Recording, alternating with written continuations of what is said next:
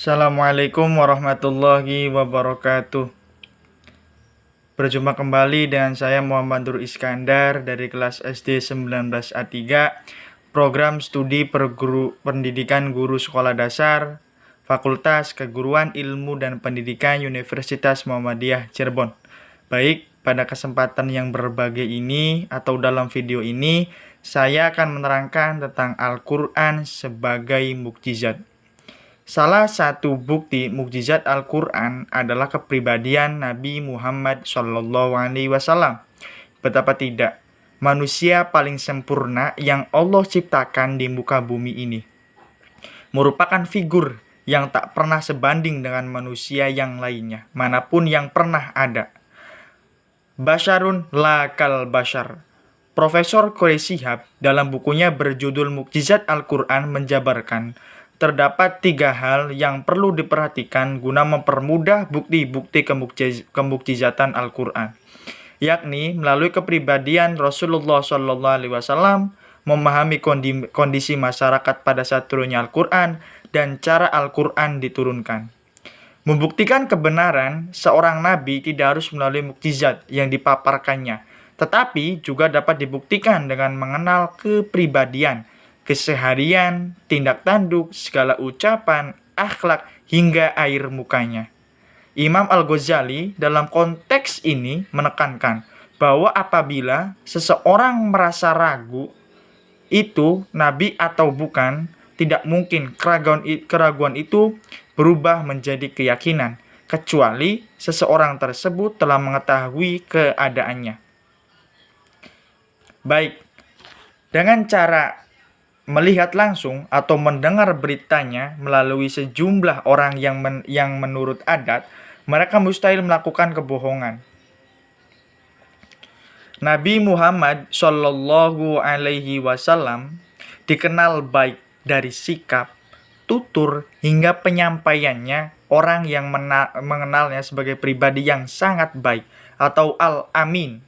Apakah Rasulullah merupakan sosok yang gila kedudukan, menghalalkan segala cara untuk mencapai satu tujuan? Atau apakah Rasulullah mengaku tahu segala hal?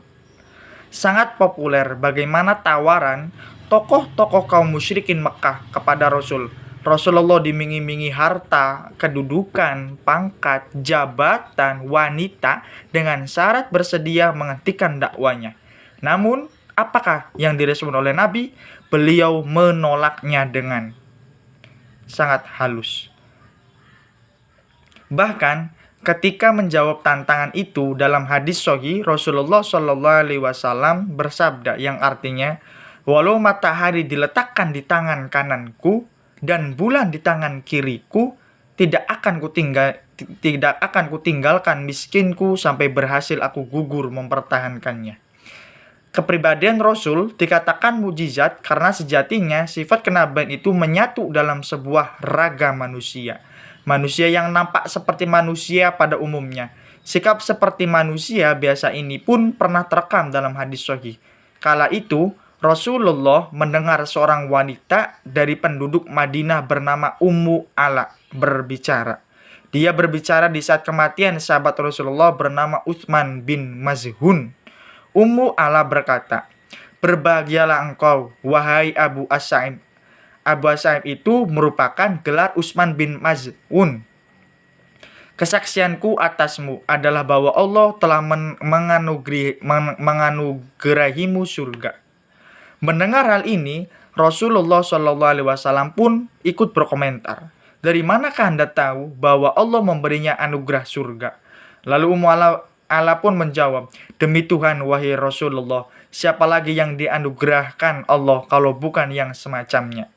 Mendengar hal itu, Rasul pun menjawab, "Memang telah datang kepadanya kematian, dan aku akan mengharapkan kebaikan untuknya. Tetapi demi Allah, aku sendiri pun tidak tahu meski aku adalah pesuruh Allah bagaimana aku diperlakukan kelak."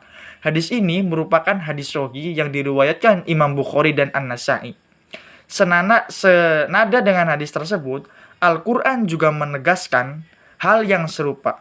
Allah Subhanahu wa Ta'ala berfirman dalam surat Al-Ahqaf ayat 9 berbunyi, "Kul man kuntu bid'an min rasuli wa man adri may yuf'al bi aila bikum intabi'u illa mayyuha ilayya wa man ana ila nadirun mubin, yang artinya, katakanlah wahai Muhammad bahwa aku Muhammad bukanlah orang pertama dari Rasulullah, dan aku tidak mengetahui apa yang aku dilakukan terhadapku. Aku tidak lain kecuali mengikuti apa yang diwahyukan kepadaku, dan aku tidak lain kecuali seseorang pemberi peringatan yang jelas.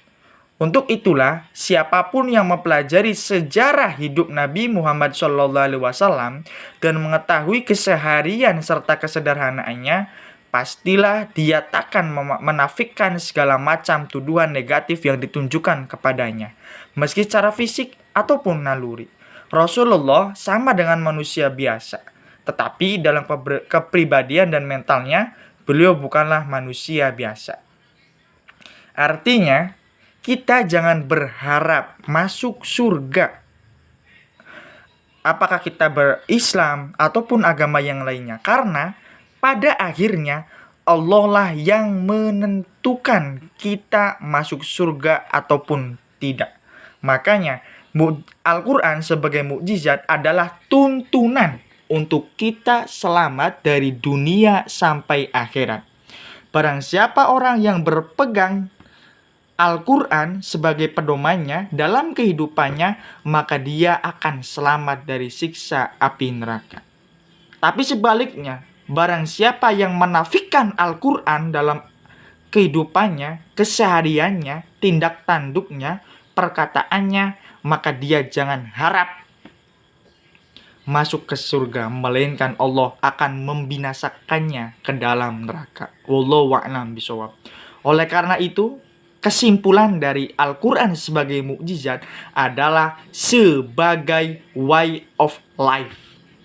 Tuntunan kehidupan dari masa ke masa. Tuntunan kehidupan dari zaman ke zaman. Dan tuntutan kehidupan dari era ke era. Karena Al-Quran ini sifatnya adalah universal. Setiap zaman Al-Quran berlaku, setiap zaman Al-Quran pasti mengacu apa yang terjadi pada di zaman ini. Apapun yang terjadi di zaman ini, apapun bencana yang terjadi di zaman ini, Al-Quran sudah mengatakannya. Cuma kitanya aja yang tidak mau belajar Al-Quran. Oleh karena itu, mukjizat yang paling terbesar baginda Nabi Muhammad SAW adalah ayat-ayat suci Al-Quran. Karena apa?